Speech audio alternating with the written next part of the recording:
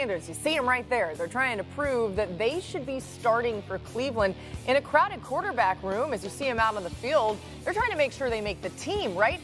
Both quarterbacks, though, sounding pretty optimistic during rookie camp over the weekend. Let's listen in to what they said when they spoke to the media. My job here isn't to prove people wrong. Like, I prove myself right. That's and I fully have self-belief, you know, and what those people say, that's just their opinion. So I don't truly care. They don't really live in my mental space about that type of stuff. It really doesn't do anything for me. With that though, what was your reaction when you found out they did draft Shedeur after they drafted you?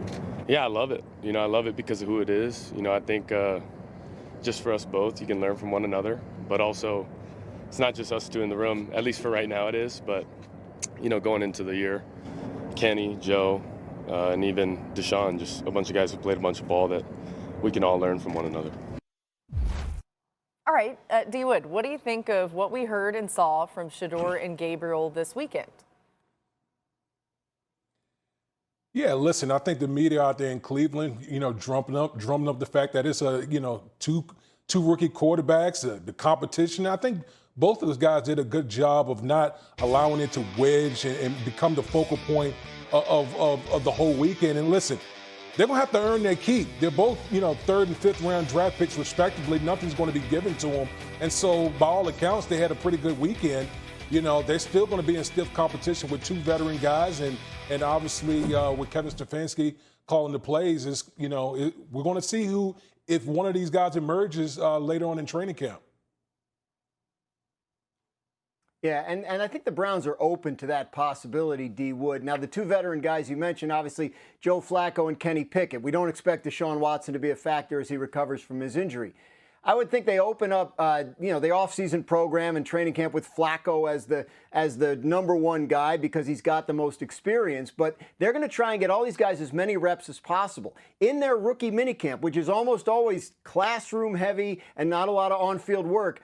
Kevin Stefanski put in some 7-on-7 passing drills so he could get Shedeur Sanders and Dillon Gabriel some reps that they don't usually have in rookie minicamps. So they will be conscious throughout the offseason of getting everybody a fair number of reps so they can make an informed decision. It is a wide open competition among those 4 players, and they are completely open to the idea of any of the 4 winning the job. That's just fascinating information there from Graz that shows you how difficult it may be to get all of these guys the reps that they need to really see what they want to see, knowing the Jags. And we've all been curious to see what position that man is playing, Travis Hunter. So far, he's been playing wide receiver a lot. We know Liam Cohen and the Jags have a plan in place. And Hunter was asked about how he's been splitting his time between the 2 units since he was drafted last month.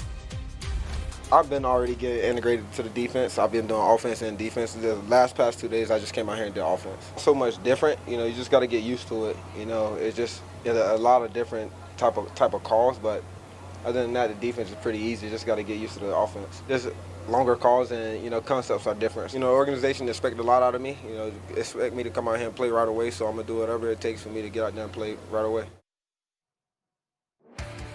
Now, here's why it might make sense for him to play more receiver on this particular team. Trevor Lawrence last year struggled throwing to vertical routes, ranking 20th or worse in yards, completion percentage, and touchdowns. Travis should help in that department. He caught 5 touchdowns as a receiver on vertical routes last year, 10th most in the FBS. Roz, what is the Jags' plan for Hunter to learn the offense and the defense?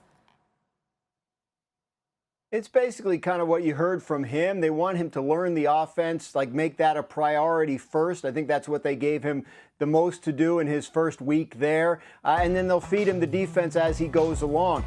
Given the price the Jaguars paid to trade up and select Travis Hunter second in the NFL draft, they expect him to contribute on both sides of the ball and in a significant way. But in terms of giving him everything all at once, they felt the better way to approach it when he first got there was to teach him the offense and then start adding in aspects of the defense as he went along. You heard him say there he feels like then I think you'll continue to see him sort of major in offense throughout the offseason and learn the defense as it goes along. Let's focus on the offensive side. Mina, how does the addition of Hunter help Trevor Lawrence? I mean, it helps in a number of ways. You know, he catches everything. He's a contested catch machine. You put up that vertical number, the lack of vertical offense last year, him and Brian Thomas Jr. combined, it's just going to be so much more explosive. But I'll single out something in particular I think that he'll be excellent at in this offense, and that's screens. Yeah. So last year, Liam Cohen's Bucs offense was the best screen offense in football in expected points added. Travis Hunter, if you watch this tape at Colorado, was fantastic off of screens, which they used a ton of. He's so elusive in the open field. He's so explosive. He's so fast. And that gives Trevor Lawrence an answer against pressure. It can be an extension of the run game. So not only will he help him throwing downfield, but it'll help him in the short game as well. And I think that's going to be huge. Yeah, to that point, Mina, he'll be great after the catch. He forced 27 missed tackles and receptions last year, tied for fourth most in the FBS. So shifty out there. All right, check this out, this post from a woman who met Hunter on his flight. You may have seen this circling around social media, but this is really cool. She says, I met the nicest young man who sat next to me, offered to put my bag in the overhead compartment, help me with my tray. Anyone would be proud to have him as a son or a grandson. So polite. People were walking by saying, congratulations, great job. And she's like, well, who am I sitting next to? And he smiled and said, I'm Travis. Yes, I was drafted by the Jags. I already told my sons I want his jersey. I know we've said this a few times on our show, but Travis Hunter truly is a special human being.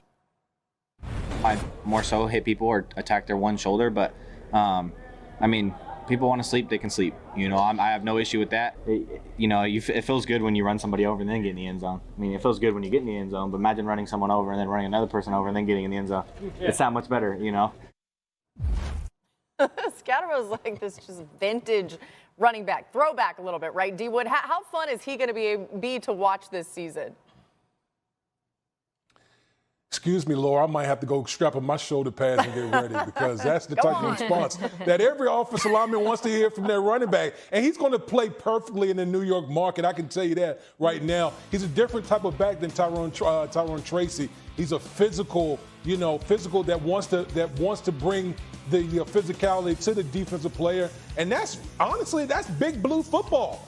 If you think about it, when the Giants were really good, when they were really relevant, they always had a rushing attack.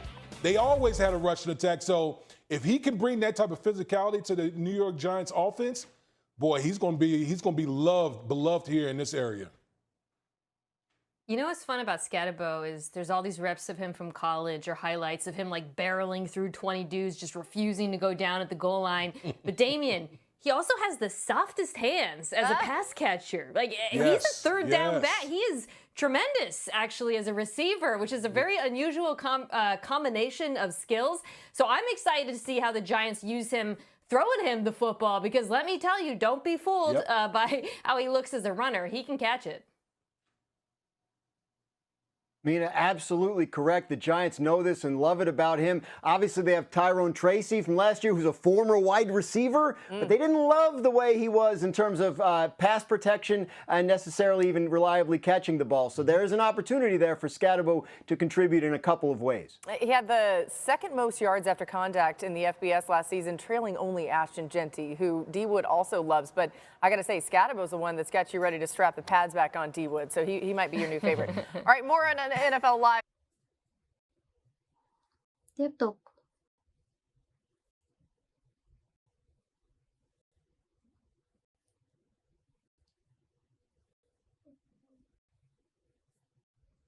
Đấy, mũi nữa.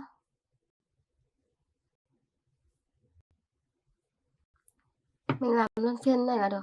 Cỡ thêm len để dùng nhé.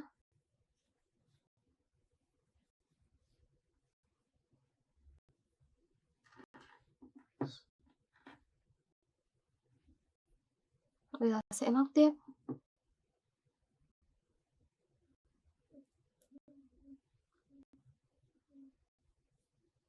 Móc xuống này. Móc lần lượt.